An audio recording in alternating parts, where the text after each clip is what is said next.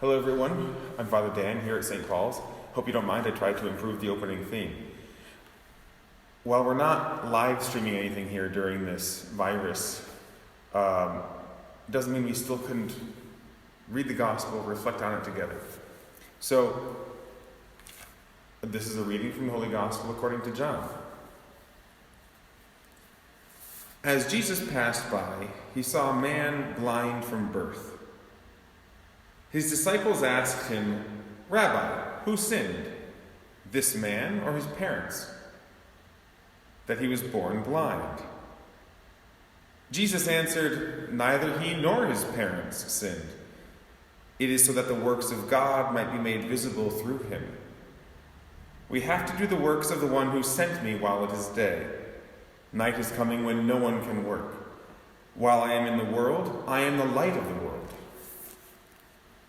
When he had said this, he spat on the ground and made clay with the saliva and smeared the clay on his eyes and said to him, "Go, wash in the pool of Siloam," which means sent. So he went and washed and came back able to see. His neighbors and those who had seen him earlier as a beggar said, "Isn't this the one who used to sit and beg?" Some said, "It is," but others said, "No, he just looks like him." He said, "I am." So they said to him, "How were your eyes opened?" He replied, "The man called Jesus made clay and anointed my eyes and told me, 'Go to Siloam and wash.' So I went there and washed and was able to see." And they said to him, "Where is he?" He said, "I don't know."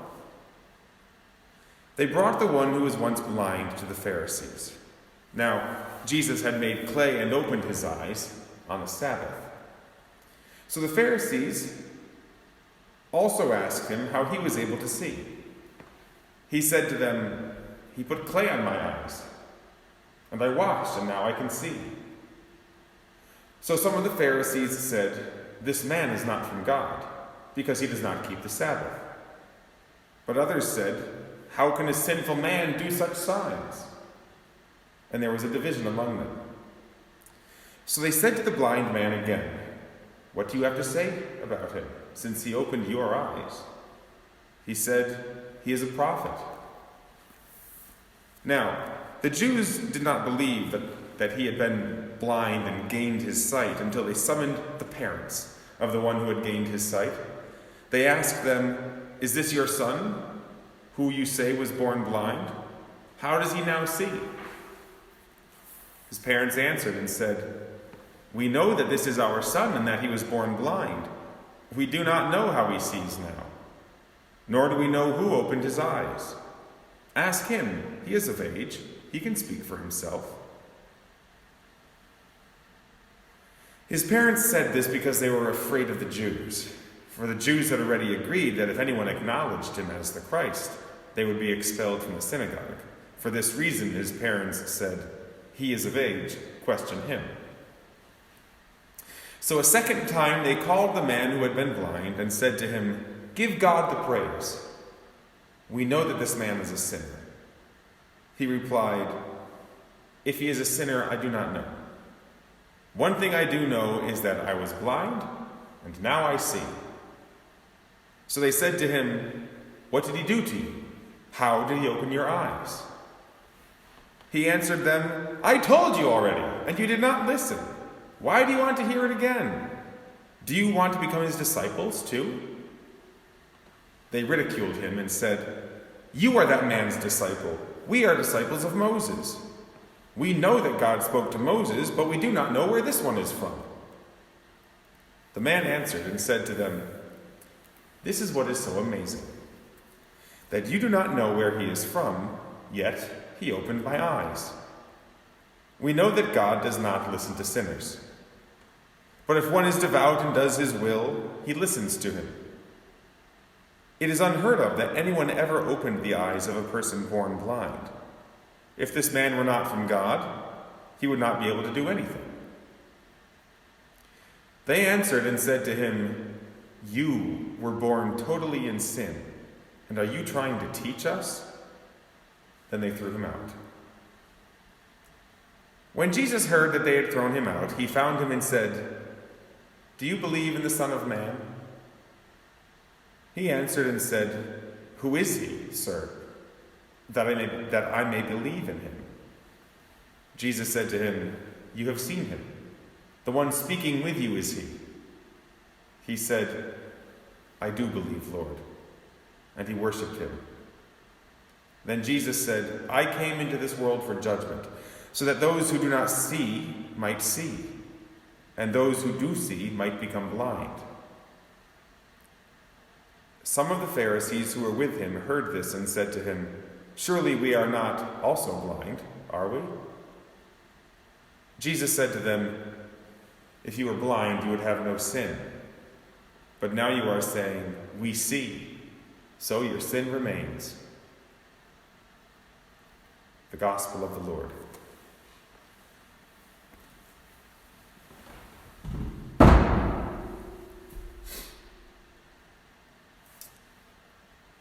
Before we talk about this event, let's just remember what happened last week first. Last week we heard the story of Jesus meeting the woman at the well in a foreign land in Samaria. And the woman there was isolated. She was alone. She was mostly a loner. She was at the well at the hottest part of the day, during siesta, when no one else would be there. She didn't seem to have a good functioning relationship with her neighbors, with the other people of her village.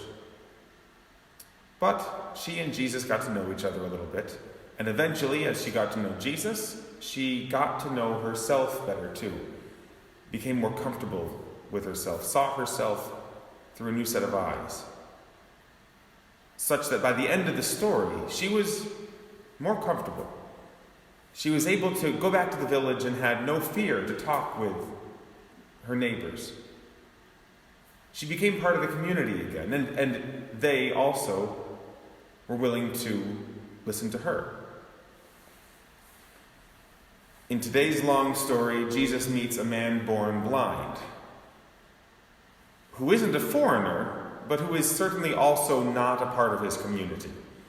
He's separated. He's shunned. He's considered a sinner, just like the woman last week at the well, because everyone believes that his blindness must have a cause. And that cause, if he was born that way, was maybe that his parents were serious sinners at the time of his birth. And now he's marked with it for his whole life. But nobody really knows. So, maybe the teacher can answer that question. Jesus, who's the sinner here? This guy or his parents? For some reason, those are the only two options. Well, see, everyone knows that sickness and evil in this world is as a result of sin. That's what happened back in Genesis, right? With Adam and Eve. So that's what's happened now, right? Specifically in this case, with a man born blind. No, Jesus says. The world is not governed by karma. This guy, like the rest of the world, is not perfect. This guy, like the rest of the world, suffers. But what can the sufferings and the imperfections of the world show us? Jesus says that they are there to show us God's power, that his power might be revealed in them. So Jesus remakes this guy's eyes using a method that is not advisable, that does not follow current CDC guidelines. He takes his spit and the dirt, he makes clay from the earth, as God did when he first made humans in the book of Genesis, and he makes him with the same building blocks, a new set of eyes.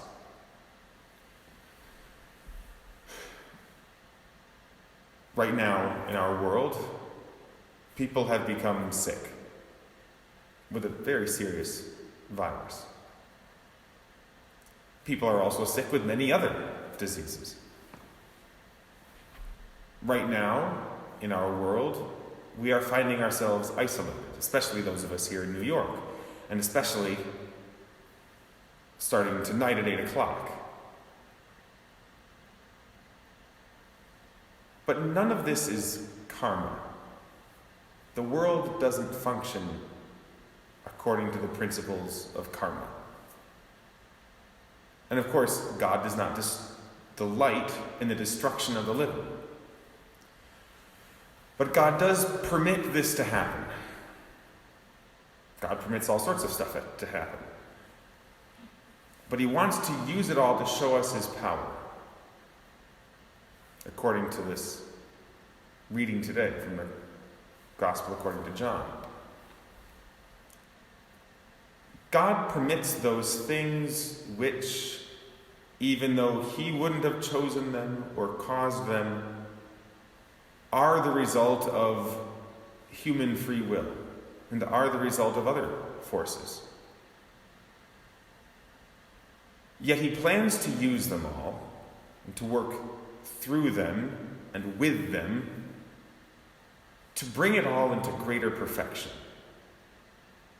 So there's a lot of tension between our wills, between God's will and ours. There's a lot of tension in this divine and human game of tug of war. But it's through the combat and it's through the conflict, it's through the interrogation, both the woman at the well last week with all of her questions and the Pharisees today with all of their questions. It's through all of this interrogation that we get to know better what is God's will, what it is God actually desires for us. It's discovered in the midst of conflict, in the midst of questioning, in the midst of interrogation. What does God ultimately want to do for us? Ultimately, he wants to do what he did for this guy who was born blind. He wants to make us new eyes so that we can see all this better. His creation, his plans, and his will. Thank you all, and I'll see you around.